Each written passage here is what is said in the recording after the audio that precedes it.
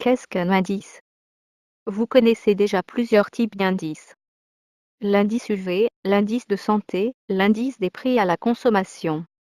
Dans l'univers bancaire, le terme « indice » fait référence à l'indice boursier.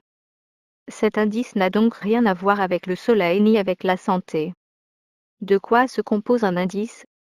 Un indice peut être comparé à un panier de titres. Par titre, nous entendons notamment des actions et obligations. Souvent, les pays ont un indice se composant uniquement d'actions nationales. Un indice donne ainsi une idée de l'évolution des cours de ces entreprises. Pour la bourse de Bruxelles, l'indice est le BEL 20. Il s'agit d'une liste des 20 principales actions belges cotées dont la valeur ne cesse de fluctuer. En Amérique, le Dow Jones, le Nasdaq et le S&P 500 constituent des indices connus. Le Dow Jones comprend les actions des 30 plus grandes entreprises des États-Unis, le Nasdaq regroupe des valeurs technologiques négociées sur la bourse du même nom, quant au S&P 500, S&P, en abrégé, il rassemble les 500 plus grandes entreprises américaines, évaluées en fonction de leur capitalisation boursière. Cet indice comprenant plus d'entreprises que le Dow Jones, il donne donc une idée plus générale des développements sur le marché des actions américains. Les indices à des niveaux records.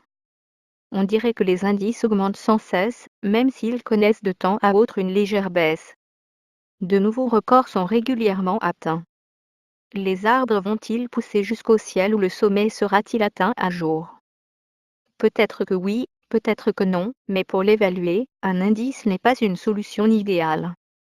Les indices peuvent en effet changer de composition. Par définition, les mauvaises actions disparaissent, soit elles n'existent plus, soit elles ne satisfont plus aux critères de sélection appliqués par l'indice. Après tout, un indice n'est rien de plus qu'un chiffre. Mieux vaut examiner les actions sous-jacentes proprement dites et / ou la situation macroéconomique. Un point de référence pour les fonds. De nombreux fonds choisissent d'évaluer leur performance sur la base d'un indice, appelé benchmark. Il convient ici de faire la distinction entre les fonds de gestion active et les fonds indiciels cotés, index trackers. Dans le cas des fonds de gestion active, le gestionnaire de fonds tente de surpasser les performances du benchmark. En revanche, les fonds indiciels cotés ou ETF, Exchange Traded Fund, sont des fonds qui suivent l'indice boursier sous-jacent le plus précisément possible.